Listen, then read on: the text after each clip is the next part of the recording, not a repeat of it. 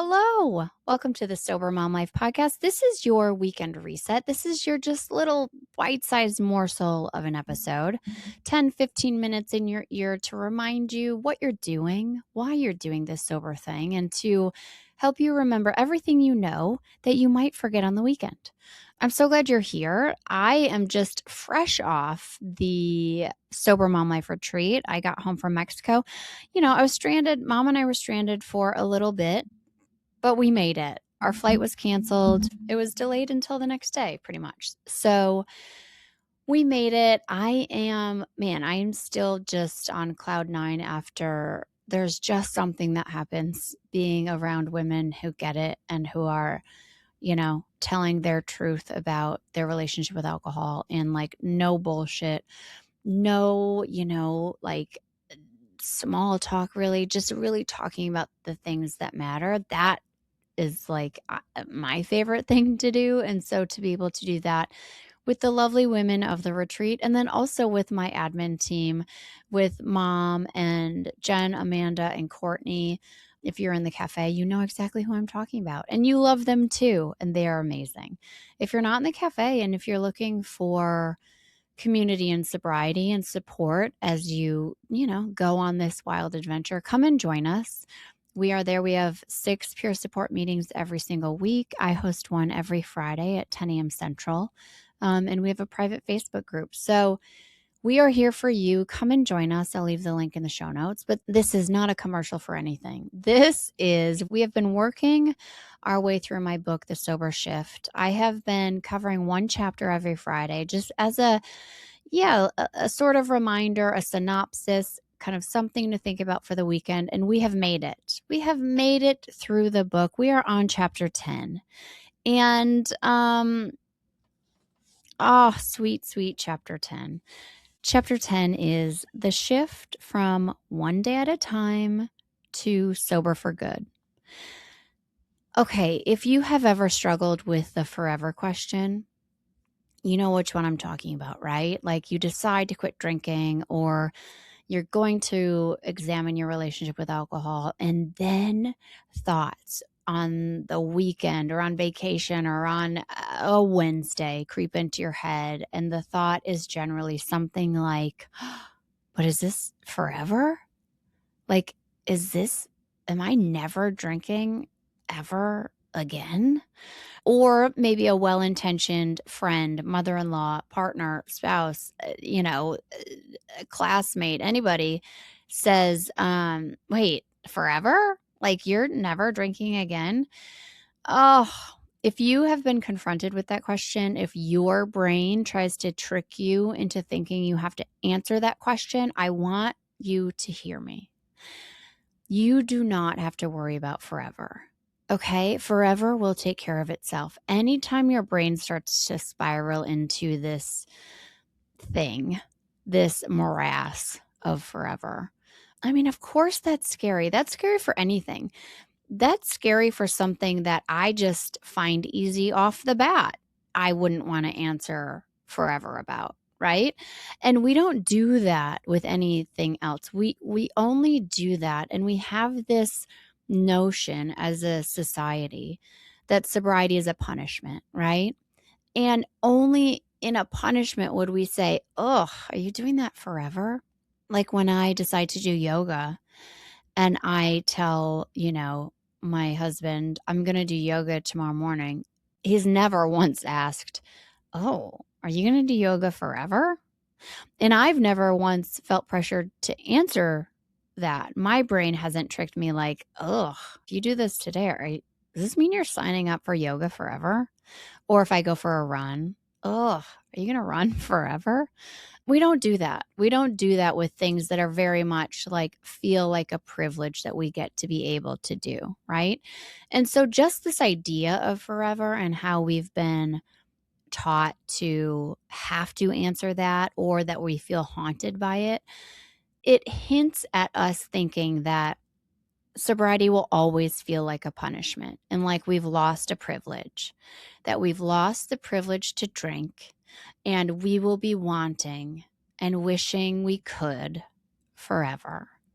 And I'm going to tell you at more than 6 years sober right now, I can very gratefully say forever. I can say, this is forever. I will forever choose this privilege of living this life without alcohol getting in the way and fucking it up. That wasn't always the case, of course. In early sobriety, I had all of the thoughts that you're having in early sobriety. I had all of the doubts. And it was on a walk. I was walking my dog, and I just, when my brain started to spiral into like, God, is this forever? Is it, it hit me that I didn't know at that point I couldn't answer forever. I knew that I didn't know forever. But I knew that I wanted it to be for good. And to me, for good meant so much more than being able to answer forever. For good to me felt really stable and consistent and steady. And then once I started thinking about my sobriety as for good, I felt like I could really stop being afraid of this kind of boogeyman alcohol like sneaking in, and am I going to choose to drink at some point? Because for good felt like it was set in concrete in a way that felt really just like nourishing to me, and it didn't feel like scary and like a sentence, like a life sentence. And then when I started to really dig into that idea, like, oh, okay, if I'm sober for good, what does that mean? And that's what I lay out in this chapter. I call it the shift from day one to sober for good, because being sober for good doesn't mean that you are like, that you're stacking up days, and that I think it's more of a mindset, at least for me. And so you are throwing out this idea of like, I'm on day one again, I'm starting over, and then the idea of forever. You're not on day one in this thing. I want you to throw that out, because that does feel like a punishment, like, oh, I'm starting over. Everything that has come before does not count if alcohol came in. If I drank, then all of that I'm throwing out. And that is not true. We've talked about so much on this podcast how there is gold in the data points. If you did drink, and you had a stretch and then you drank, and then if you stop and look, okay, what did I need instead? How was I feeling? What was I hoping alcohol could give me? And now how have I learned that it will never deliver what it promises? How have I learned that? Right? Was that a great reminder of it? And so throwing out this idea of day one. And then, yeah, I really dug into, what does this sober for good mean to me? And for me, I lay out all of the examples in this chapter, whether it's sober for the good of motherhood, and I have my examples in there that I've never shared. If it's sober for the good of my relationship, I have to say it's a pretty funny and probably very relatable example in there.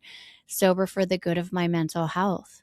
I struggle with OCD, and oh man, quitting drinking was the number one best thing I have ever done for my mental health. And I've done a lot of things for my mental health. And quitting drinking is at the top of that list.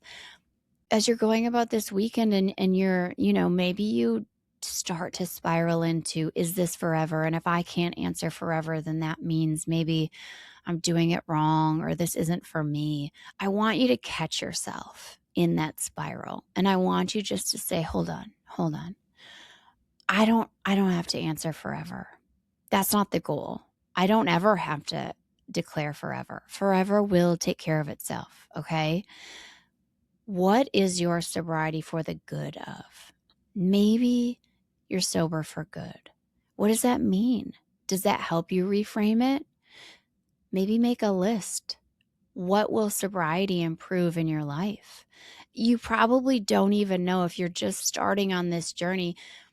You have so many beautiful things that will unfold and reveal themselves to you that you don't know. But what if you start that list and you start to look for the sober for good things? And what is on your list? I want to hear, message me on Instagram at Suzanne Where I leave comments here on Spotify or in the review. I want to hear from you, and I want to hear what's on your Sober for Good list. I want to say always, and I hope that you never forget that what you're doing is really big. It's the most badass thing you can do, and I'm not just saying that. And I say that so often, maybe it can sound like I'm just saying that, but I really think the work that we are doing, the work that we do on this podcast, the work that we do in the cafe or in any other sober community that you're a part of, the work that we do when you're listening to Quitlet or reading Quitlet, the work that you're doing is changing not only your life and your today and your weekend and your next month and your vacation and all of the things.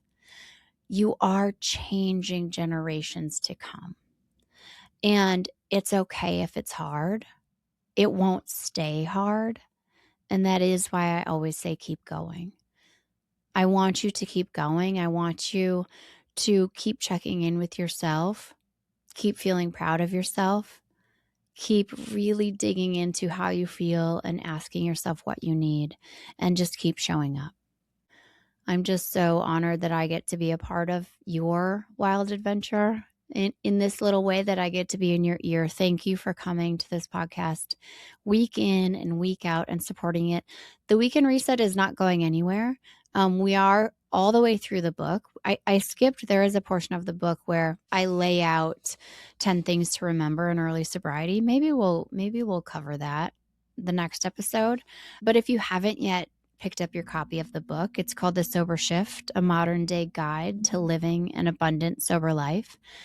And it really is an extension of this podcast and all of my work that you've ever seen. This book really does kind of pick up where everything leaves off. And I hold your hand through all of this. You are not alone. You have never been alone. You're not the only one, secretly questioning and doubting and being afraid of what a sober life means. And I hold your hand through all of it. So if you haven't, please consider supporting the book, getting it anywhere you buy books. It's available in hardcover, Kindle, or ebook, and it's on audiobook narrated by me. I will leave the link in the show notes. And if you have loved the book, please also consider rating it on Amazon and Goodreads. That really helps the book be discovered by other women who need to read it. And also, if you love this podcast, please consider rating it 5 stars. That also helps. Yeah, that helps the message get out. And I read every single review, and I can tell you how much I appreciate them so much. So thank you, thank you, thank you for your support. And I'm so, so proud of you. And keep going.